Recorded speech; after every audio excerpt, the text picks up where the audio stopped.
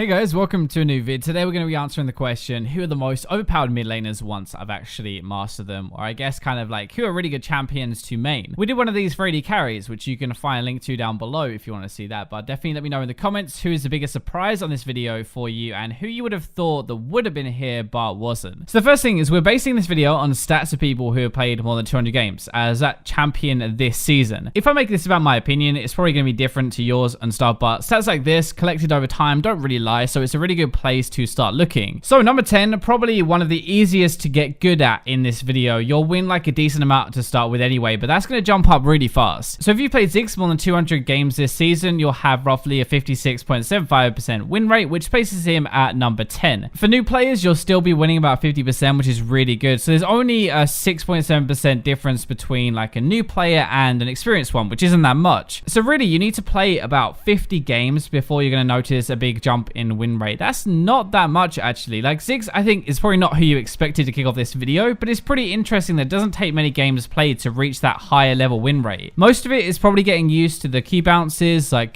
proper use of your satchel to escape, but in my opinion, probably the biggest thing, realizing you can literally win a game by running around the map, executing towers with your W as well to get so much gold. Now number 9, even though I just said not that many fit into the whole idea of being easy to get good at, you could probably play Ahri with your eyes closed and you'd still win, to be honest. 200 games plus nets you about 56.79, so only slightly more than Ziggs at both of this one and 1 to 50 as well, which is just over 50%. The difference is even smaller between a new and OK Ahri player than a Ziggs one. It just shows you that you can be pretty bad at her and still win, which is kind of like an ideal champion to pick really. Again, you need to play about 50 games before you notice a big jump up in win rate, and I bet you partially this is because like she has been strong all season and half decent Ahri players have been abusing it, but still she's only number 9 out of 10. Mostly I think this will come down to two things. The more you learn Ahri, the more you learn how aggressive you can actually go. You ultimate forward looking for charms, picks, kills. You're way more proactive in the game. At the same time though, right, you're a super safe champion, which is why you can be bad and still win games. Even when you get caught or you mess things up, you have 3 jumps as your get out of jail free cards. In my opinion, that is why you only really need 50 games to be okay at her, but over 200, she is still a beast. Number 8, a good Swain is one of the most annoying things to play against ever. This damage thing that you don't want to get close to, but you need to, but then he heals and he kills you. So what do you actually do? Over 200 games at the moment is almost 57% win rate, and the difference is much bigger, just over 9%, aka new Swain players suck big time. There is also another difference here where you need about 100 games before you start to win a lot more on this champion, but Swain really as a champion is never that popular, right? So there is a much higher chance that when you play with one or against one, you're playing with one who oddly enjoys that Birdman and has a few games at least of him. Most of his team fights are legit like pressing R, running around in a circle, press Zhonya's, run around some more, but I bet the lane phase has a lot more to do with his win rate. Learning how to win early and get a lead and using that lead, becoming this unkillable menace mid-game must be where a lot of the actual skill of a Swain player lies, I think. Now flying into number 7, despite how crap he was for a while, Corki still holds the spot as one of the strongest champions when mastered this season for the mid lane. His win rate over 200 games is 56.98, so it's very, very slightly above Swain, but the difference between a new one and an experienced one is just over 9.5%, so it's actually a bit bigger. It's kind of similar again, as in like you want about 100 to 150 games played before you're going to notice a jump up in win rate, and I wonder actually how much of that is because people don't buy a bloody Void Staff. So many new players don't do it at all. They think it's kind of a waste. He's like an AD carry champion, right? But so much of your damage is magic. You really got to buy it. Mostly I actually reckon the mastery of the champion comes from package usage and team fighting as well. Like using your package can win a game by itself when you roam properly at least. You kind of use it like a Talia wall actually. Like they have to flash over it or they take so much damage. It's like a rumble ultimate. Being an AD carry style champion as well is a bit different to other mid laners, right? So that takes a bit more time to get used to team fighting where you actually have to auto attack as well as throw spells out of the time. Finally, we're moving into less surprising ones, I think, with LeBlanc. I have seen good LeBlanc players legit 1v5 a game. They do so much damage. They can roam, they can team fight, they can do well early and do all of that while juking around and not dying. We're finally breaking the 57% win rate mark on 200 games played with LeBlanc now. The difference actually between a new one and an experienced one is over 12%. The difference when I say like that doesn't really have much of an impact, or you don't think much of it honestly, but just to show you like per 100 games you play, right, an experienced one tends to win at least 12 more games. 12 wins is actually almost 2 divisions worth of climbing. So if 2 people played 300 games in a season, if it was a newer LeBlanc and an experienced LeBlanc player, the newer one would be around gold 5 and the experienced one would be around plat 5. 5. That's a rough example, but that's kind of the difference. LeBlanc is also like a steady curve upwards of experience to win rate, I guess. So really you need about 150 games before you get really good with her. I don't even know if I really need to explain LeBlanc, to be honest. There are a lot of different ways to use her spells. Even knowing when to use them as well as how to use them makes a lot of difference and time to learn. The only thing maybe is why is she not higher in this video, right? And my best guess would be that even after 200 games, people are further from mastering her than other champions, meaning there is probably a bigger difference between like a 200 game LeBlanc and a 400 game one. Either way, she is number 6 at the moment for this season, but if anything, she's one of the biggest differences between when you first start playing her and when you've actually started to master her. Top 5 time now, so Xerath, aka the script champion. I'm just kidding though, honestly. Like, surely no scripters get to over 200 games before they're banned. I really hope not anyway. Just higher than LeBlanc at 57.03% of a win rate at 200 games plus played, and the difference is 9.7%, so slightly lower. The bracket though, where you start to get a lot better with the champion, is actually kind of similar, like 100 games plus really. I used to play a lot of Xerath actually as my mid champion, and he is definitely one of those champs that, like, the more time you put into him, the better he gets for you, but it's mostly decision making and stuff. It's not really hard to do certain things, I guess, but it's like, what should you do, right? The lane phase is the first thing in my opinion. You learn to actually kill people a lot with your damage. You can poke a lot with the mana from your passive, but your combo can be close to like 60% of their health or whatever. You E, W in the center for most damage, you Q, Thunderlords, and ultimate to finish, and bam, you get a kill. In teamfights, it's more about who you aim your poke at, I guess, more than anything. It's also randomly hitting that Q though and using your R to finish them off and delete them before a fight even starts. There's a lot more you can do when you play him more, basically. Now, number 4 definitely is not going to be a surprise. In my opinion, I think Anivia is one of the hardest champions to learn everything about. Like, there is so much stuff you can do or different ways of doing it. We're up to a 57.35% win rate now in 200 games plus played. The difference is just over 10% as well. Anything over 10% really, in my opinion, shows that you've got a difficult champion to learn. Like, they are going to be difficult to play to start with, but really strong when you've mastered them. When you get to 100 to 200 games played actually, so just under the mastery level, I guess, like, you have an over 58% win rate as well. So I think that shows like that's kind of the sweet spot, you know? You also actually average close to the lowest deaths per game, which has got to be her egg, plus how tanky she gets, or like pseudo tanky, I guess, like health and shields. She is super annoying, really. You get close to her and she can stun in one burst. She basically is an AD carry, not cool. Even after that, she's got slows and her wall to mess with you. I reckon you need way more than 200 games to actually master her, but you'll start to get used to her combos and stuff at that 1 to 200 game mark at least. What I'm talking about mainly combo wise is like, you know, the wall into stun, for example, like you're forcing them into that cube basically. Like, even just stuff to zone rather than focusing on the kill always is hard to get used to, but it's so effective. Now, before we get into our top 3, let's see, as always, if you can guess who they are. Leave a comment down below and we'll see how many of you got it right. I'm just going to ramble a little bit so you can pause the video and go and comment. Number 3 then is going to be Talon, which is the biggest surprise of the video for me, but it'd be cool to see who the biggest surprise for you was. 200 games plus played is over a 58% win rate, and the difference between a new one and experienced one is over 11%. The difference is quite high because you've got this pretty low starting point, I guess, but a high finishing point, which makes it much bigger than others. You also really need to play about 150 games of Talon before you really start to see a noticeable difference in your win rate. I'm not entirely sure actually what makes this guy so overpowered when he's mastered. Let me know what you think down below as well, but to me, it's got to be his lane phase, his team fighting, and recovery. Your lane phase is pretty hard if you don't fight, right? If you sit back, you often get pounded, but when you fight and fight properly, you have a lot of kill potential and you win that way, but experienced players tend to do that way more. Team fights are also kind of difficult, like getting into priority targets while saving your Q for damage and stuff. It's not easy, but with experience, you learn the little tricks to get in and out alive. Finally, recovering from a bad start or a hard lane or roaming. In my opinion, Talon is one of the best at getting crapped on and then still winning the game, and I bet that is kind of what boosts his win rate up as well. You can split push, you can roam, you can still one-shot. It's insane how much impact you can have from behind. Now, a silver medal, I bet most of you thought she was going to be number 1, Katarina, and actually, I thought she was going to be number 1 as well. At 200 plus games played, you have about 58.39% win rate, and the difference is massive. Over 15.5% difference between a new one and a experienced one. That kind of difference is basically unheard of, really, honestly, and you need about 150 games played on her before you really start to notice a jump up in win rate. Her dagger system is unique though. Like, if anything, it means that playing her is completely different to any other champion you played before. You're gonna have to relearn a lot of things. Team fighting also isn't easy. Killing stuff in general is not easy because you've got to prep your daggers before you go in, and that stuff takes a lot of time to learn properly, I think. Sure, like in an easy game, you can kind of face roll a little bit. It's easy to do that, but in a harder one, it becomes much more difficult. The final reason I think she is one of the hardest mechanical champions in the game. You need to make very quick decisions and have the mechanics to actually pull that off as well. For me, there's no real surprise that she takes a long time to master properly because you've got to have the knowledge and you've also got to have the mechanics. So numero uno, number one, the gold medal is actually Aurelion Sol, and apparently he is on another level when it comes to overpowered at the mastered level of play. 200 games played, he is over 59% of a win rate, and the difference is 14.5% between a new one and an experienced one. It is massive, even not quite as big as Katarina's, I guess, but really, actually, the best win rate is over 60% for the bracket of 150 to 200 games, and you actually only need 100 games played to be really good at him. The surprise for me was that it only took 100 games to have a really good win rate with him, like over 58% as well, so very high. That is more than everybody else's Masters win rate apart from Katarina, which is nuts for only having 100 games. I've never seen a champion have over 60% average win rate though either in a bracket, but he's also a very weird and unique champion who doesn't really fit. The only reason Riot haven't nerfed him in my opinion like Xerath is because he's barely played now. Your circle ball thingy damage or whatever is super weird to get used to, but actually you do a lot to zone people and kill people. Your ultimate can even be used basically to nuke at the start of a fight, but it's also your roaming. You are a machine early game, right? Because you can roam and you can screw over every lane. You basically win the game by yourself before 15 minutes. It's ridiculous. Knowing when and also how to roam properly on Aurelion is what makes him broken when mastered. So on the screen are going to be your top 10 most overpowered when mastered champions, but if we rank this on 150 to 200 game win rate instead of 200 plus, then it would actually look a bit different. Akali, Kayle, even Annie would actually rank up here, but at 200 plus, these guys fall off to lower levels than the others that are on our top 10. Also a quick mention, I would have thought Zed and Yasuo would have been in this video, but both are sitting around 55% win rate over 200 games played, which is a lot less than the others. Now I think probably that is because they are fun and they are solo carry champions, so a lot of people who aren't very good at them play them and that lowers the win rate down. They're also quite difficult like a LeBlanc, so even if you lose a lot, you have fun, but you keep playing them. Weird, but I reckon that's kind of why. Anyway, I hope you guys enjoyed the video. Thank you very much for watching, but for now, I'll leave you with the robots.